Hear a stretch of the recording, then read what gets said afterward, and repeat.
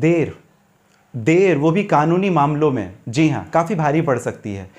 एक मुद्दा, एक विशेष मुद्दा जो कि Sadhana Gupta versus state of Jharkhand का केस है 2008 DMC 154 और किया था। सबसे महत्वपूर्ण बात क्या, आप अगर देरी से कोई केस प्रस्तुत करें, कोर्ट में अगर देरी से जाएं, तो क्या आपको रिलीफ मिलेगी या नहीं मिलेगी।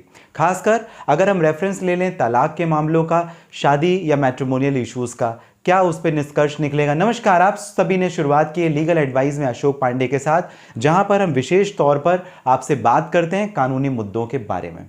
अंडर सेक्शन 28 सबसेक्शन 1D यहां पर बताया गया है कि जो पारिवारिक मामले होते हैं, मैट्रिमोनियल इश्यूज होते हैं, वहां पर अगर आपको रिलीफ क्लेम करना है और अगर देरी हो जाए तो ऐसी देरी में आपको रिलीफ कोर्ट के द्वारा नहीं मिलेगी। मतलब समय रहते आपको जाना है।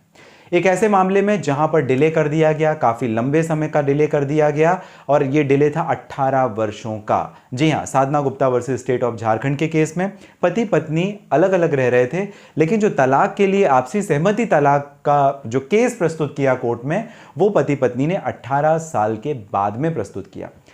क्यों इतनी देरी हो जाती है? कई बार तो विश्वास होता है कि हमारा जो रिश्ता है वो ठीक हो जाएगा, कई बार जो हमारा होता है प्रोस्पेक्ट वो भी चेंज होने की, कि हमारा आज नज़रिया जो है वो आज ऐसा है, नेगेटिव है, नकारात्मक है, लेकिन कल उसमें बदलाव आएगा। इस वजह से वो जो हमारा प्रोस्पेक्ट है वो चेंज होगा। रीअप्रोचमेंट मतलब परिवार के जो लोग होते हैं लगातार बार बार कोशिश करते रहते हैं कि तलाक ना हो, समझौता हो जाए, वापस से परिवार बच जाए, या कई सारी चीज़ें। बच्चे होते हैं, उनकी वजह से भी पति पत्नी कई बार तलाक के लिए नहीं जा पाते हैं। परिवार का जो दबाव होता है, सोशल स्टिग्मा जो होता है, वो भी एक कारण होता है जिसकी वजह से वो नहीं जा सकते। और साथ ही साथ फैमिली का ऑपोजिशन, परिवार वाले इतनी आसानी से तलाक होने कहाँ देते हैं।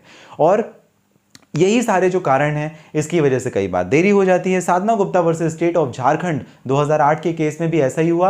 18 साल दोनों अलग अलग रह रहे थे, फिर अल्टीमेटली उन्होंने डिसाइड किया, पति पत्नी ने डिसाइड किया कि भाई नहीं जम रहा है, चलो हम तलाक के लिए जाते। तलाक के लिए चले गए। फैमिली कोर्ट, परिवार न्यायालय में जब अपना केस प्रस्तुत किया, आपसी सहमति तलाक का केस फाइल किया, तो कोर्ट ने रिजेक्ट कर दिया। क्यों रिजेक्ट कर दिया? बोला under section 23 subsection 1D Hindu marriage act barred है, लिमिटेशन से बार्ड है। लिमिटेशन मतलब उसकी एक सीमा है, उसकी एक परिधि है, और उसे जब आप क्रॉस कर जाएंगे, जब समय लंबा हो जाएगा, देर हो जाएगी, तो आपकी जो पिटीशन है वो कंसीडर नहीं की जाएगी। मामला गया हाई कोर्ट के सामने।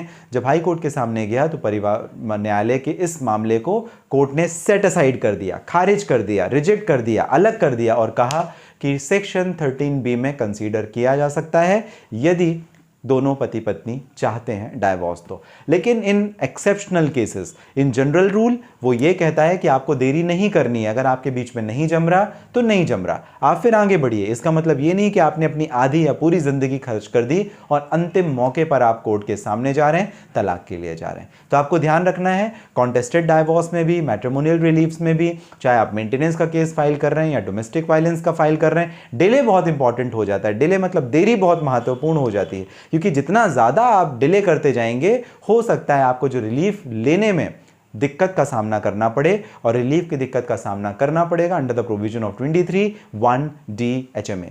आपको जानकारी कैसी लगी मुझे जरूर कमेंट बॉक्स में मेंशन कीजिएगा। साथ ही साथ ध्यान रखिए Sadhana Gupta versus state of Jharkhand के केस को। और अगर आप किसी पर्सनल परेशानी के लिए करना चाहते हैं मुझे बात, इस पर्टिकुलर वीडियो के डिस्क्रिप्शन में डिटेल है, लिंक है, जहां से डायरेक्टली आपकी और मेरी बात हो जाएगी। अपॉइंटमेंट बुक करने के बाद आप सभी स्वस्थ और हमेशा सुरक्षित रहें, इस कामना के साथ मिलते हैं अगले वीडियो में।